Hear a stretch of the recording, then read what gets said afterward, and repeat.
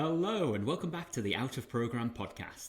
Today we're joined by Dr Patrick Doyle, consultant anaesthetist and founder of L2P, the leading platform for job planning, appraisals and revalidations, which incidentally was also acquired by none other than Patchwork Health. Hi Patrick, welcome to the show. Hi Jim, thank you for asking me. Nice to be here. Brilliant. Well, we always start with the same question, which is, what was your early journey like in medicine? Tell me about how training was. Well, I'm sure you know, but of course I'm trained in South Africa, in Johannesburg at the University of the Witswatersrand.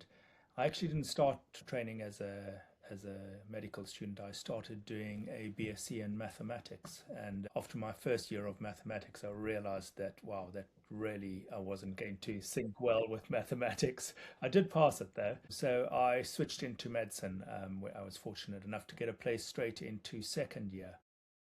So the training in South Africa, look, I've been 38 years qualified now, so I'm not too sure what the training is like now, but I imagine it's very similar. It is very hands-on. You are, after your 3 years of sort of preclinical, it may have changed now, you're pretty much thrown into it. You're running your own patients, so it's really good. I very much preferred the practical side of it, so in fact I chose not to rotate into the sort of academic type hospitals. So I did actually a fair amount of my training in the Southern Hemisphere's biggest hospital in Baragwanath, which was in Soweto, one of the townships, which was amazing practical experience. Academically, of course, really good. And then I chose to do my anesthesia, my house jobs there as well, which again was one hell of an experience. You either swam or you sank, pretty much. So a lot of trauma as well, but a lot of gross pathology. And then after that, I did take a year out and I traveled through Europe. I did a lot of locuming work, and then I went back to South Africa to do national service of all things, but I had to do it at that point. So I was a GP in the armed forces on an Air Force base, and that was when I realized GP wouldn't be for me. And 3 weeks to go after national service, I didn't have a job, and somebody said, try anaesthetics. And it was like, anaesthetics? Are you serious? I hated it as a medical student. And they said, no, it's really good. So 3 hours later, I had a job. In those days, you didn't sort of really have to apply. It was who you knew. And that was it. I did anaesthesia from then on. I did switch over to the UK primarily because I felt I was starting to burn out in South Africa, if I'm honest. It was just trauma. It was pretty hectic. So I came for a break again, phoned up somebody, said, hey, can I do some anaesthetics with you? Popped over. That afternoon I was already working in theatres by myself as a second year SHO, and that was it. Got onto it.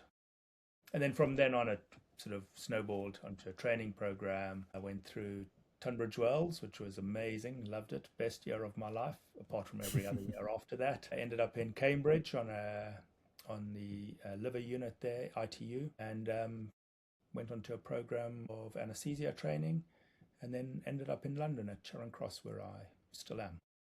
Very good. And during that clinical training, you also did a lot of adventure medicine, I suppose, as well, because if I recall, you also climbed Everest. Well, that was actually after I became a consultant. So when I was working at Charing Cross Hospital, I started doing quite a lot of climbing with a French anaesthetist who was visiting us, and then that sort of progressed into outdoor climbing and into ice climbing. And the Everest story came about was that we were climbing with Mike Grocott, who is now a professor in Southampton, and he had put together this whole medical expedition to Everest, basically looking at the effects of hypoxia on the human body. And it was very much driven by a clinical problem, why two people side by side in an intensive care unit with the same age, same disease, why one would survive and the other one wouldn't. 60 scientists, 250 subjects trekking from London effectively up to base camp. And then some of us went higher. There were 10 of us on the climbing team who went a little bit higher than just base camp. Did you summit? Well, I would like to say I did summit, but I survived Everest. I got cerebral edema at Camp 3. So I was unconscious on Everest. I can always say I can remember exactly what happened, and the people who looked after me say, well, you can't remember anything, but I can remember key points. And yeah, overnight I was unconscious, and then they managed to treat me, and I did walk down the next day by myself. So, and no desire to go back, but I do watch that space quite closely. So that was really my adventure medicine, was doing the research on evidence on Everest, which again was an amazing opportunity. The amount of publications that have come out of that is phenomenal. So, and that was, I mean, very much driven by Mike Grocott and Danny Levitt, who's also a professor now. Yeah, great time of my early days of consultanthood. And did that not whet your appetite to do more kind of extreme medicine, or was that the end of it? There's always that temptation, but I think, I came back from Everest, and I think I'd already been clinical lead. I was clinical lead quite early on, and I came back, and when I came back there was just a lot going on. I was doing my MD research, I was having babies with Isabel, and then of course I started L2P after mulling over it for quite a couple of years, and Isabel eventually said, crying out loud or something like that, just get on with it, you're talking about it so much. So registered the company, and that was it, we're off. So in fact, there wasn't a huge amount of scope to do everything else, and I was learning French at that time because Isabel's French. So I was very busy. So yeah, I never actually came across to doing anything. I was also running the research at Charing Cross, but that also had to fall away in the end. I see. So you mentioned L2P there, which was, of course, a dominant part of your life and the start of your entrepreneurial journey. So can you tell me a bit more about what inspired you to start the business? What was the opportunity that you discovered? Yeah, so my particular one was a pain point. Every opportunity has got some sort of point, whether it's a gap in the market or a pain point or whatever. Mine was very much a pain point. Like any good anaesthetist in London at that point, I was doing a fair amount of private practice running around.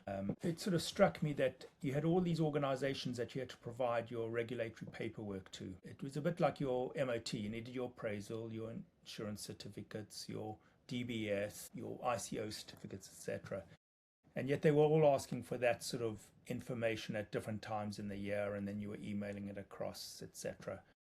So that's when I created the first L2 product, which indeed is still going, and that was one port. You put your information in, it goes off everywhere. You don't have to think about it, and then the clients would have their dashboard, and they could keep everybody up to date, no chasing, etc. So yeah, I'd like to say that we were probably 10 years ahead of the curve because nobody was really buying it. A few did, but we were probably a little bit too ahead in terms of the tech. So people are quite sensitive and protective over their information. And I'm not talking doctors. I'm talking about organizations. For one organization to share their information with another is sometimes quite hard, although they don't realize it's all relevant to the same doctor. So that's basically how we got going with L2P, was that. And then I think after I'd made the first sale or potential sale, I realized, well, there's a lot here. There's a potential here. And then I met Jim and Colin, my sort of early co-founders really, through Isabel. Isabel had done a variety of courses with them, and they were both entrepreneurs, businessmen. They came in, they liked it, gave away a bit of equity, and the rest is sort of history. Yeah. And I think the other key thing is early on, we did bring in Simon. Simon was our tech guy. We'd had 2 tech companies before helping us out, and we were struggling a little bit with it. And then Jim knew of Simon, and we brought in Simon, who's just amazing, and he literally took it by the horns and started producing the product for us, because we were actually selling a lot of vaporware at that stage. Well, let me just explore that a bit more. We'll get on to Jim and Colin in a moment, but I just want to start with the kind of ideation, because what I find really interesting is what you said about being almost too early for the market, because of course now, appraisals, revalidation is all digitized, and for someone like myself, someone who is more, I guess, a younger generation of clinician, everything was on e-portfolio for me. So that was, I was very comfortable with that. But it's so interesting to hear that, when you were starting out, there was a lot of reticence. So then how did you convince yourself that you were onto the right idea if when you came up with it, you were facing a lot of that resistance from the market? Well, I think it made common sense. So it wasn't a case of it was a bad idea. It was a case of selling the product. It was a case of convincing people. We started the company in 2009, but we really, if you look at L2P now, it's more about the appraisal, revalidation management, multi-source feedback, job planning. That it's not that we pivoted into it, but that became a bigger part of it in about 2011. We started, and then of course revalidation kicked in 2012. And it was partly in those early days, of course, when I was going around and trying to get people to coordinate. We just happened to see other appraisal providers out there. And one day I walked home and I said, guys, we need to get on with this. It's rubbish out there. The things that people are using, because anything that can make a doctor's life easier, you want to do that, because doctors are there to provide clinical practice to their patients. And most of your listeners maybe have entrepreneurial ambitions or be innovators or whatever.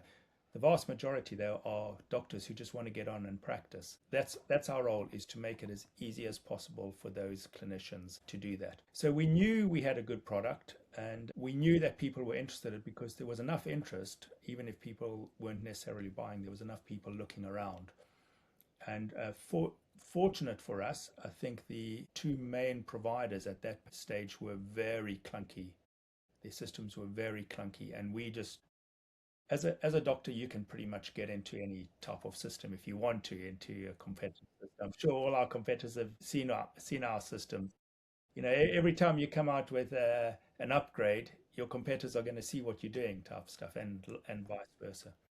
So I think we knew there was a need there, and it all came down to sales, really.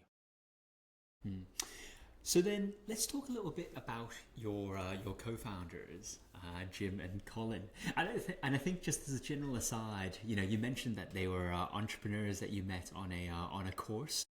I remember hearing their backgrounds, that they were one of the first people to digitize London tours, and that they made the Jack the Ripper tour, and that was one of their biggest one of their successes actually was digitizing that, which is one of the most popular tours in London. So they had a variety of different kind of entrepreneurial ventures, completely unrelated to health tech. You mentioned that you met them through your wife, who attended a seminar series, but I want to explore that a bit more. Why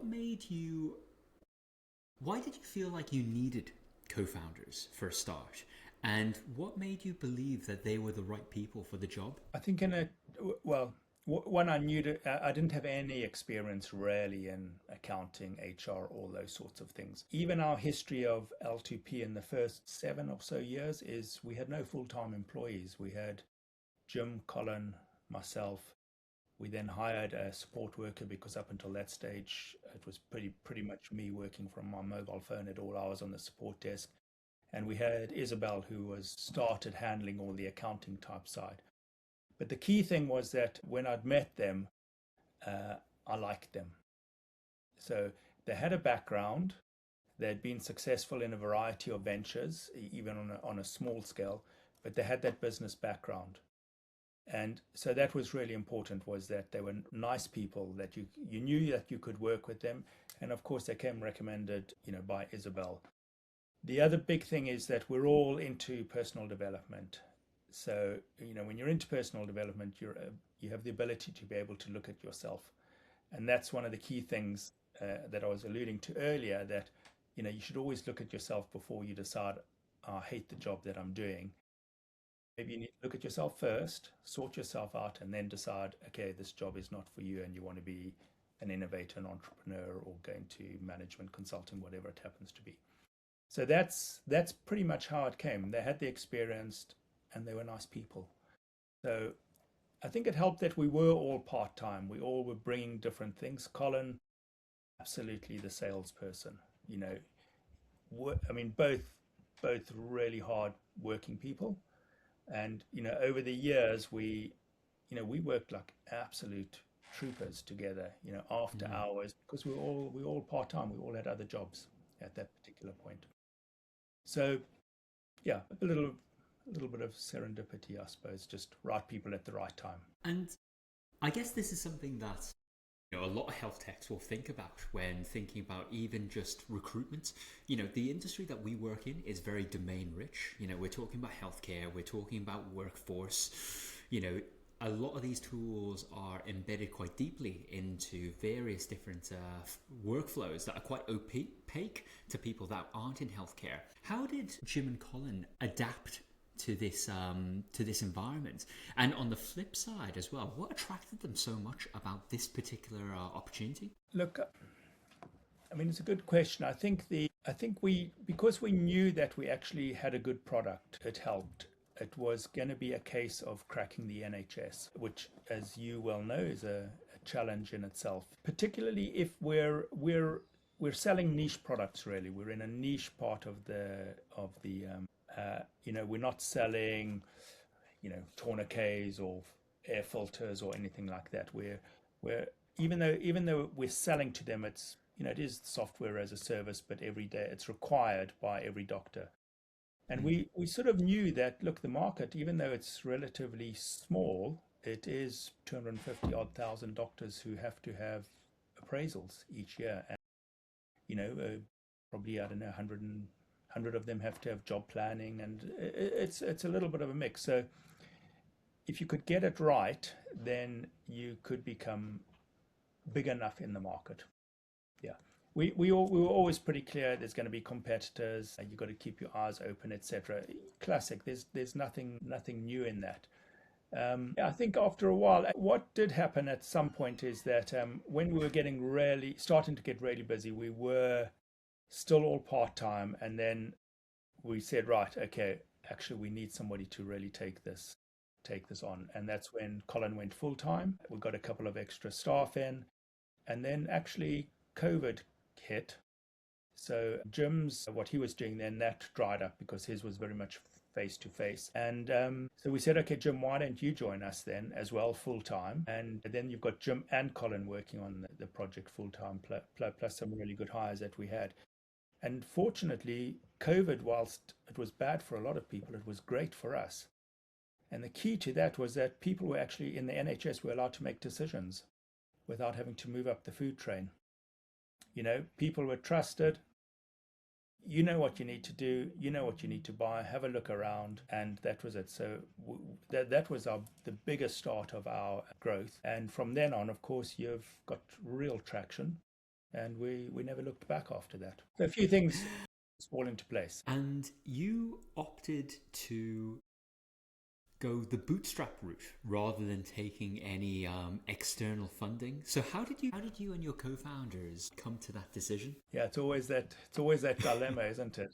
Do you bootstrap or not? Yeah, well, I suppose because we were sort of a slow burn, really. We were primarily managing to just fund it ourselves. We never ever really even looked for funding. At certain points, we sort of had to decide, should we do a bit more? But we actually did take a loan. We took a bank loan out. We took a BBL, bounce back loan, during COVID. And, we knew we could then pour that into the product, into the company, hiring staff. So we could keep it as bootstrapped. We knew the risks, and you well know the risks of, well, not the risks. So there's upsides and downsides to bootstrapping and to taking on other money. So we knew the sort of downsides to having a board that you were responsible to and that sort of stuff. But it was hard. At one point I took an extension on the mortgage to pay for it. Was it a sort of sit down and decide, okay, we're doing it this way or that way. It wasn't really. It was just that seemed right at the time. And yeah, that's just what we did. I suppose the other question is, what would I do in the future? Whilst it's nice to have, say, well, look, we bootstrapped it, and of course, all the proceeds are for us. Of course, it was really hard, and there were some months where you're thinking, am I going to be able to pay the staff? So yeah, but we always came good. I mean, it's certainly, looking back, it certainly panned out all right. I think the one key thing is, because of course now having exited to Patchwork, which we're really happy about, is, you've got priority to staff and to shareholders as well. So you've got responsibility to your staff and to your shareholders. So we knew that the only responsibility was us and our families, but, we were always going to look after our staff as well. So yeah, I don't think there's a right answer. I know Neil Bacon was doctors.net. He bootstrapped the first doctors.net, and he always said next one he would take VC money. I'm not 100% sure. I think the one key thing, if I can say, key thing I can say is that if you're spending your own money, you absolutely have to watch every single penny. When you take on, look, this is my feeling, and you probably know this better, is when you take on VC money, a lot of that money is to grow. Right, put, I don't know, 1 million into the growth plan or whatever. We never did marketing. Everything was just, cold calling. So we didn't actually have a budget for marketing. We kept it all into the product, for instance. So I think if you've got other money, you can probably prioritize other things. When it's your own money, you're dotting the T's and the I's. Sorry, dotting the I's, crossing the T's on every single penny at the end of. So yeah, different stresses. I think you will know the stresses at your board meetings. Yeah. We knew those stresses at the end of the month. I think the grass is always greener because, a lot of my friends who are entrepreneurs, from their experience of raising venture capital will say to me, the next one, want to make sure that it's completely bootstrapped.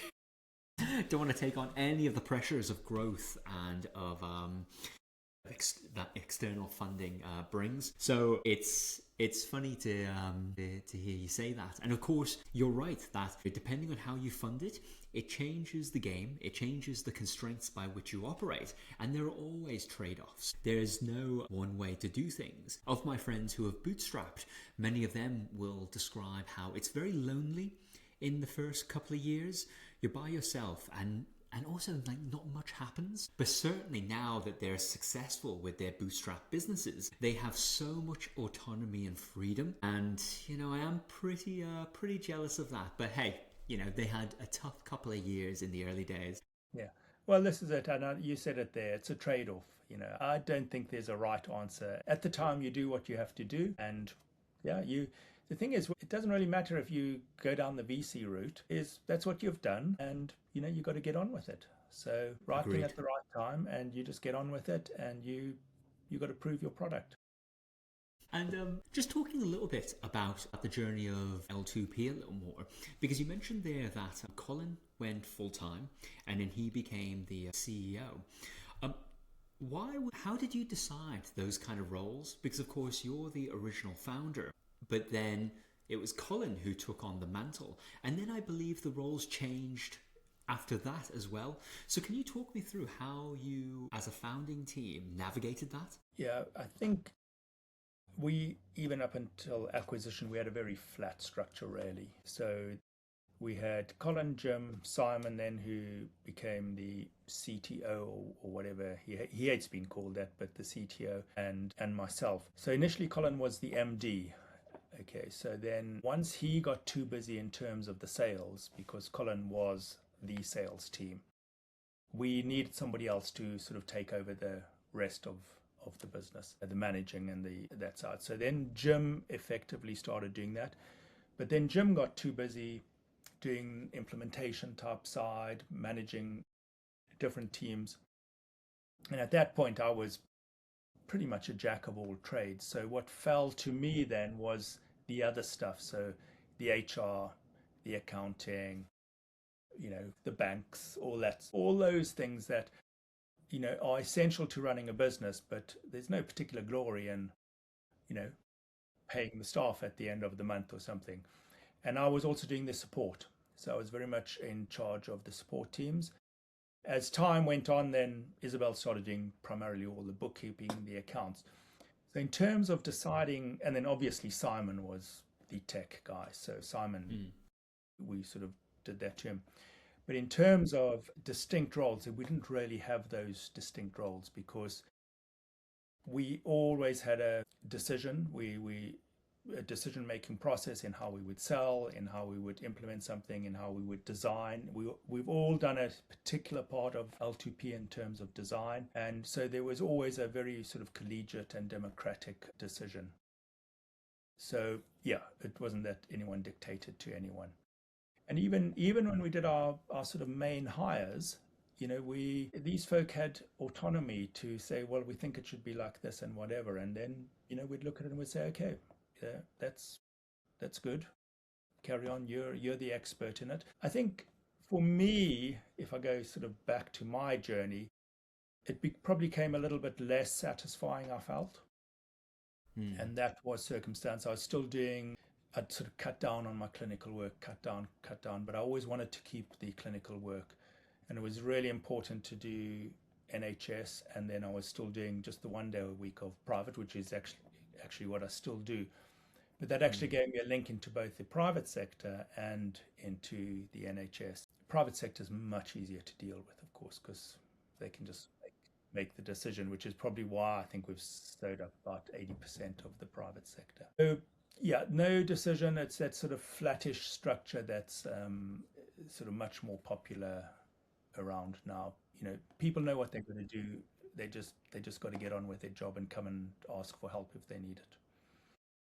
For me, again, as I sort of gone around about, is I never wanted to be an accountant. In fact, before I went into medicine, I thought I was going to be an accountant, did an aptitude test, and they said, whatever you do, don't be an accountant. So it's not. I hate that stuff. Nowadays, of course, you've got everything done for you with AI and online and outsourcing and everything. So it's much easier to do those hires, but we never did that. So makes a lot of sense. I think there's a lot of flexibility when you are a smaller team, and of course, it sounds like you just made decisions as low ego adults figuring. Look, we don't get me wrong. There were lots of arguments that went on, but we all had that maturity where we could sort of step back, and I'm sure Jim and Colin won't mind if I say this, but I mean they would go at each other, and I would just be watching this on email chain going backwards and forwards because one would want to go this way, the other would want to go that way. Super enthusiastic. There's always a rainbow, pot of gold at the end of the rainbow, and calling him back. And then eventually I'd step in and say, okay, that's enough now. Let's do it this way. So yeah, it was very democratic in a way. Well, I can tell you it was nothing but harmonious between me and Anna. Yes, I've heard.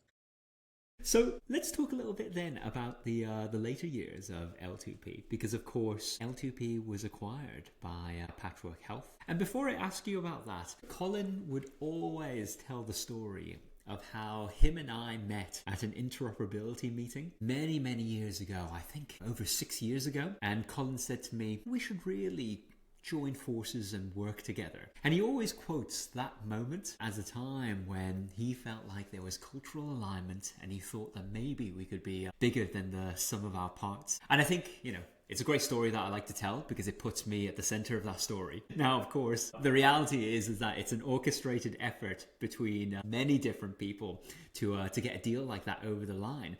But I'd love to kind of hear it from your perspective in terms of how that all transpired. Yeah, and how we got to this point. Well, I think Colin's absolutely 100% right.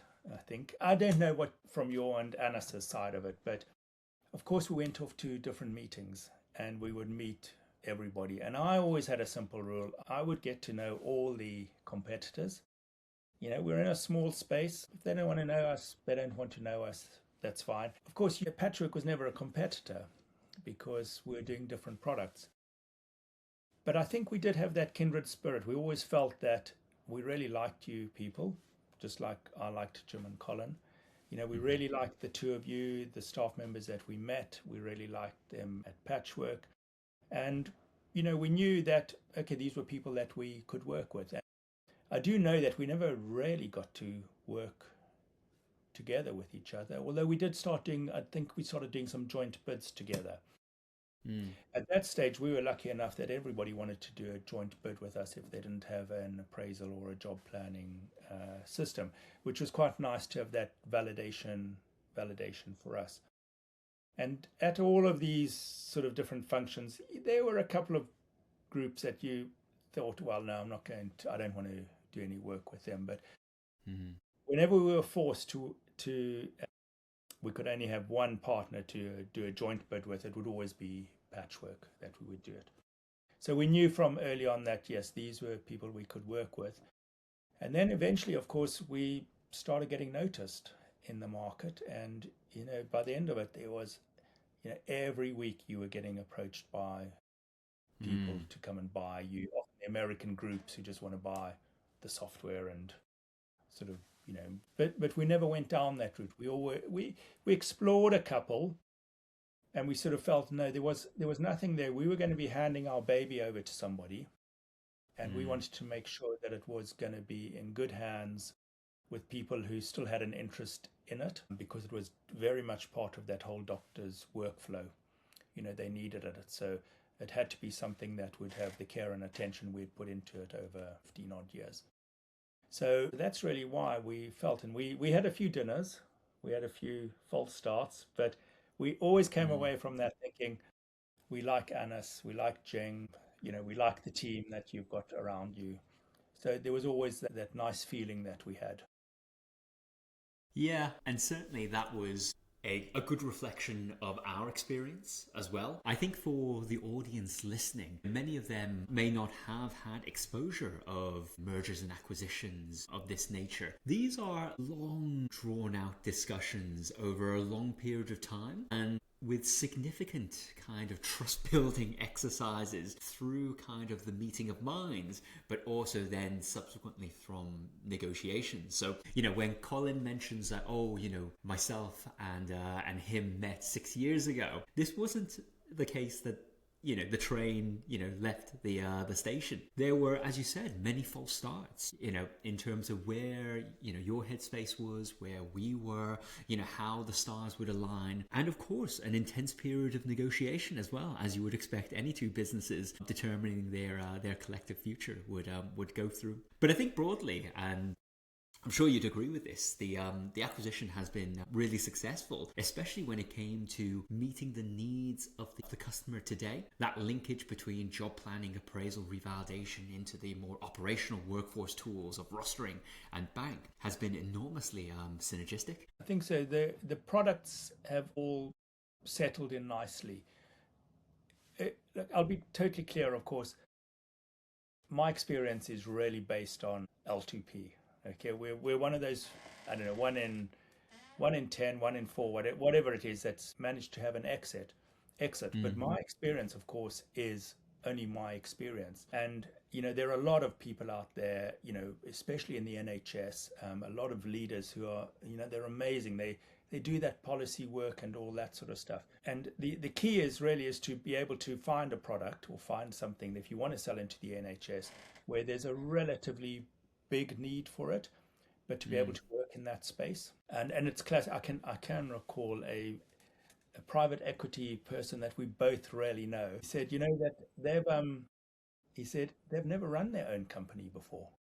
They have all this money which they fund companies with, but they've never actually run their own company. They don't know what it's like down on the ground. And if you can get the doctors, whoever it happens to be, on the ground to really know what's happening in their own hospitals, in the NHS, etc., and then it all comes down to relationships.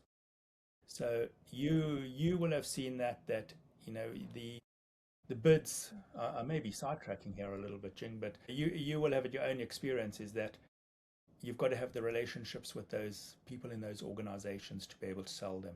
And you've got to understand procurement. We all know about procurement, but they're there for a reason, procurement. Work with them to your best ability.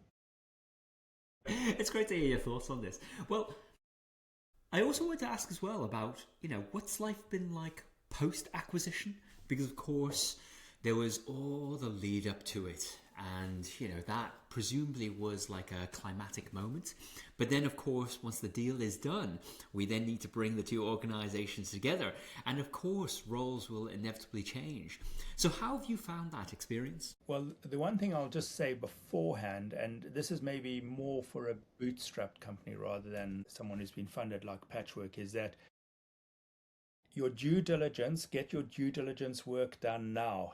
When you're starting out, start your due diligence, because due diligence is hectic. Due diligence started when I was on holiday in Spain, and we didn't know the place we were staying didn't have internet, and we were working on 4G, getting all this work done. We were sitting outside under the sort of umbrellas by the pool and that sort of stuff, but yeah, you want to get all your stuff done up front, because it's really tough. Once we came in, for us, when we came in under the umbrella fold, the Patchwork fold, I mean, thinking about it, now it's quite nice. It's really nice, because so much of that work that we were spending so many hours doing has been taken away. And I certainly think I'm almost at the point now where almost everything is handed over. In fact, today I did sort of have to go in and find some information to hand over to the people's officer. But now I'm actually enjoying the other things. So I'm doing a big project on the appraisal stuff at the moment.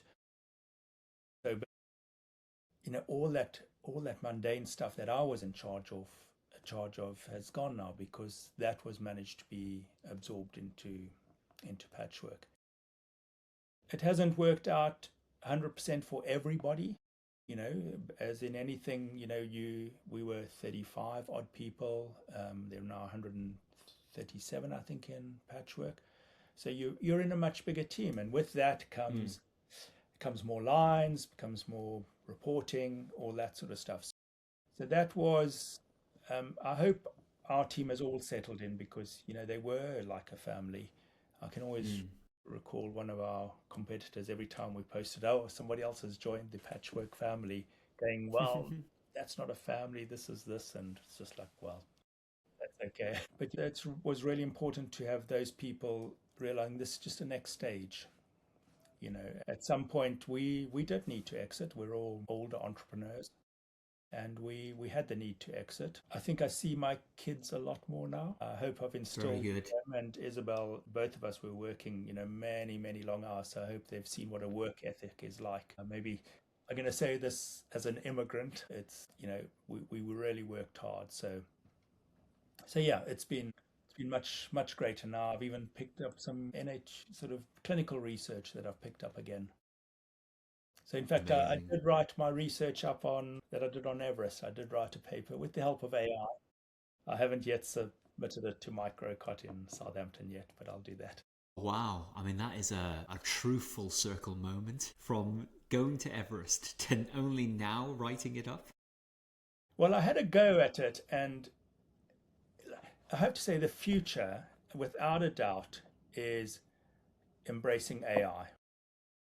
And I'm not talking about we all need to develop AI or something, but it's something that we are going to publish soon. It literally took me it's just a small sort of online thing. It took me, I used Claude and Lovable, and it took me half an hour to do, and then just tweaking. And it's like, my God, can you imagine trying to code that yourself? And this will be able to roll out across the NHS. Any clinician around the world will be able to use this free. It's literally, AI is absolutely amazing.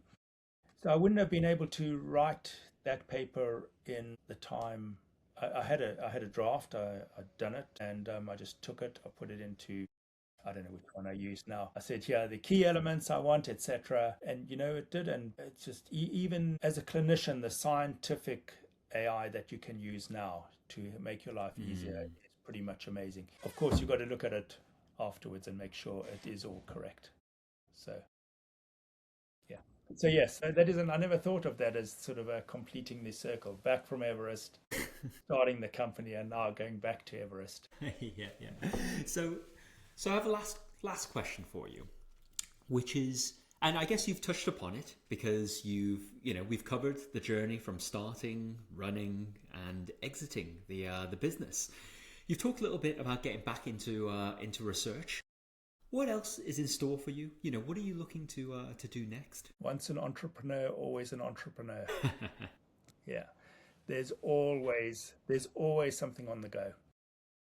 I've listened to a few of your podcasts, and there's some amazing people that you've interviewed, and the one thing that strikes you is how busy these people are. And I do think there's always an opportunity where, just going back into my research mind, having.